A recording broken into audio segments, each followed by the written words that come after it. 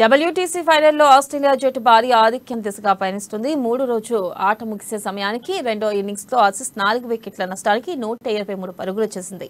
క్రీజ్లో Marnus Labuschagne 41 పరుగులతోనూ, Cameron Green 7 పరుగులతోనూ ఉన్నారు. టీమిండియా బౌలర్లలో జడేజా 2, సిరాజ్ 1, ఉమేష్ యాదవ్ 1 వికెట్ తీశారు. ఆసీస్ జట్టులో Usman Khawaja 13, Warner 1, Steve Smith 34, Travis Head 18 పరుగులు చేశారు. ఇక ప్రస్తుతం ఆసీస్ ఆధిక్యం 296 పరుగులు కాగా ఆటకు మరో 2 రోజుల సమయం మిగిలింది. రేపు బౌలర్లు వీలైనంత త్వరగా ఆసీస్ను ఆలౌట్ చేస్తేనే భారత్కు ఈ మ్యాచ్లో అవకాశాలు ఉంటాయి. ఆసీస్ ఆధిక్యం 350 పరుగులు దాటితే భారత్కు కష్టమే.